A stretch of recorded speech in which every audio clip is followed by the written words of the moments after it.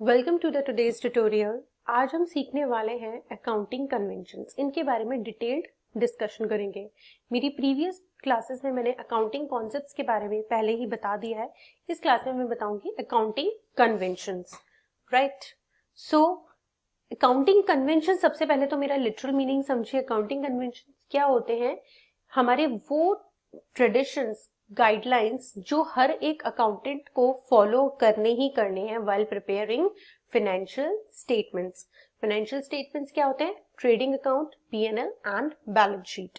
तो इनको बनाने में क्या हमें प्रिंसिपल्स, गाइडलाइंस फॉलो करनी है, तभी एक अकाउंटेंट अपनी एंट्रीज और अपनी ट्रेडिंग पीएनएल सब कुछ प्रिपेयर ढंग से कर पाएगा।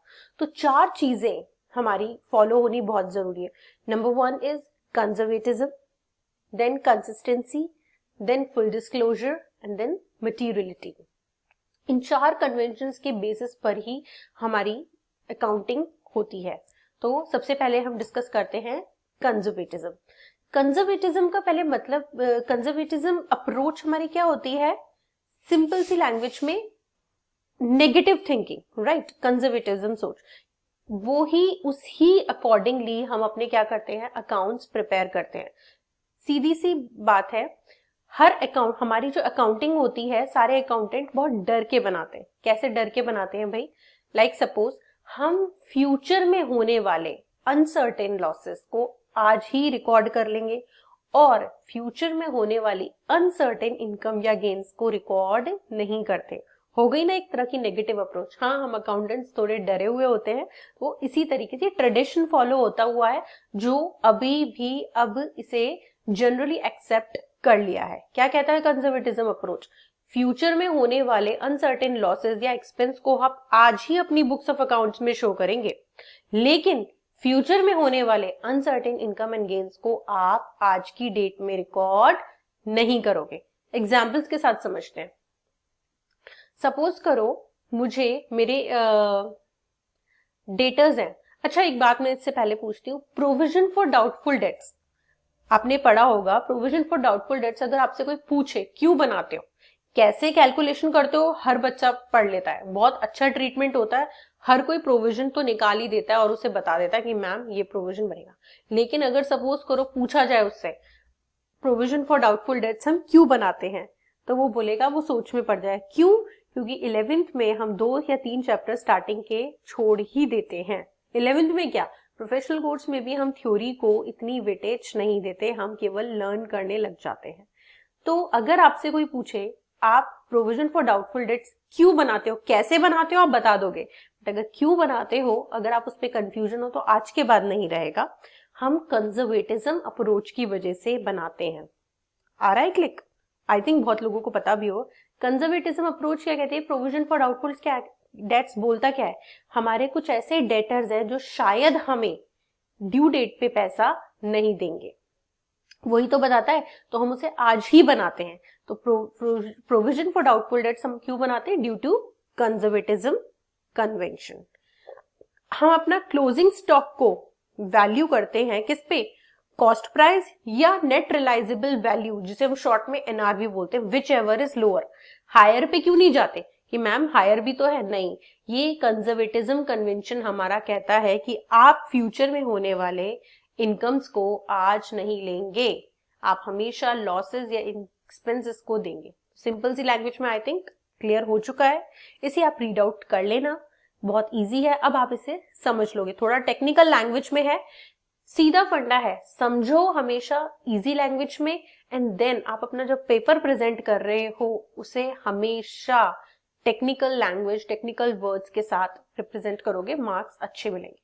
राइट, तो अब आप इसको टेक्स्ट को पढ़ोगे, आपको इजीली समझ में आ जाएगा। राइट, हम आगे बढ़ते हैं। कंसिस्टेंसी।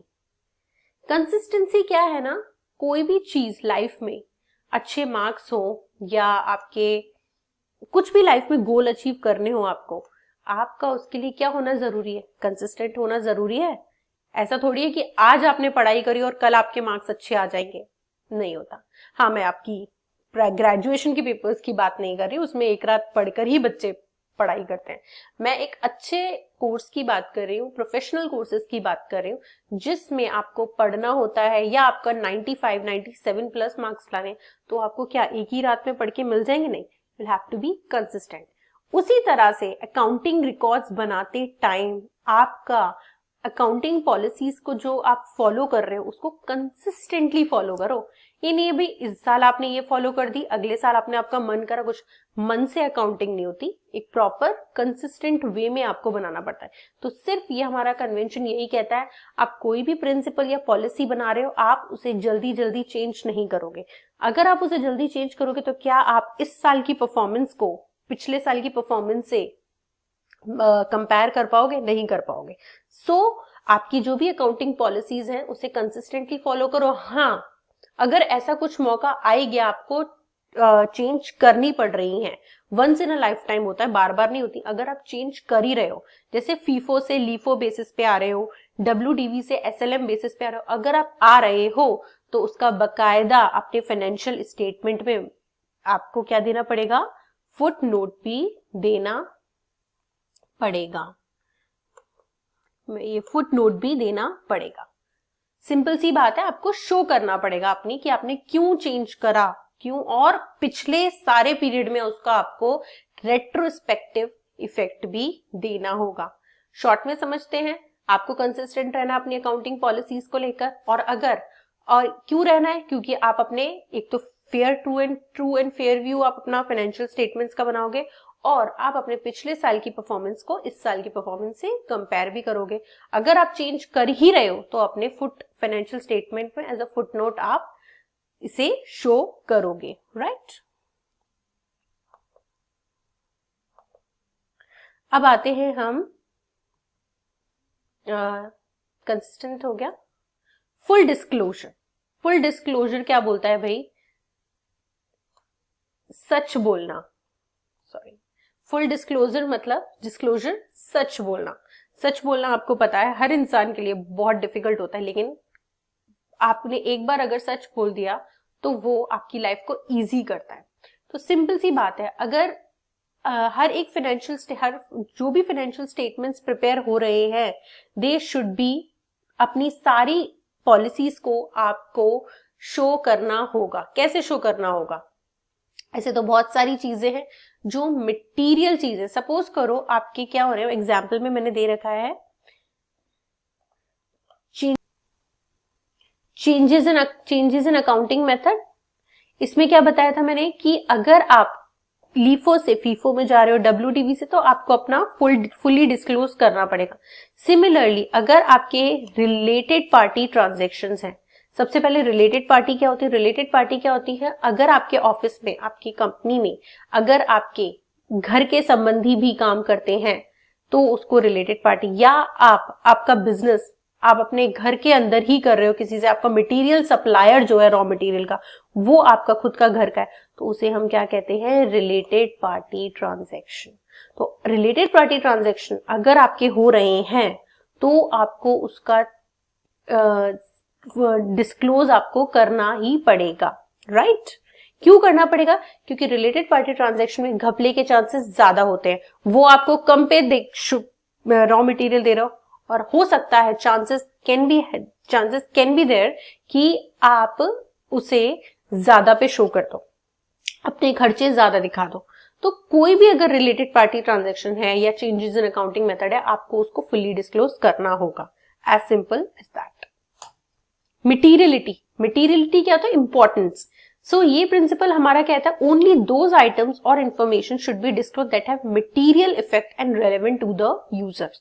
अब मटीरियलिटी क्या है?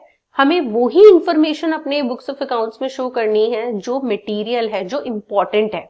सपोज करो मेरी कंपनी छोटी कंपनी है, हमारे यहाँ 10,000 to 50,000 के ट्रांजेक्शन्स मटेरियल माने जाते हैं। अब अंबानीज के लिए 10,000 50,000 तक के ट्रांजेक्शन क्या है, कोई बड़ी कंपनी है, तो उनके लिए वो इतने मटेरियल नहीं है।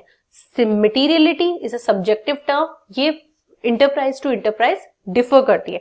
आप इतना ही समझिए कि हमें अपनी फाइनेंशियल स्टेटमेंट्स में केवल वो ही आइटम्स हमें शो करनी जिनका हमारे स्टेटमेंट्स में मटेरियल इम्पैक्ट है, जो सिग्निफिकेंट इम्पैक्ट शो करते हैं। सपोज करो मेरी कंपनी है, जो छोटी कंपनी है, 500 की कोई खर्चा हुआ और वो नहीं रिकॉर्ड हुआ, राइट, तो मैं उसे ओमिट कर सकती हूँ क्योंकि वो इमटेरियल है। सपोज करो अगर यही चीज 50,000 की होती है, 60,000 की होती और ये ओमिट हो जाती, तो ये एक मटेरियल चीज आती है और इसके लिए मुझे अपनी पूरी बुक्स ऑफ अकाउंट्स को दोबारा से या एक रेक्टिफाइंग एंट्री पास करनी होती, राइट। सो आज के लिए इतना ही, बाकी मिलते हैं हम नेक्स्ट क्लासेस में।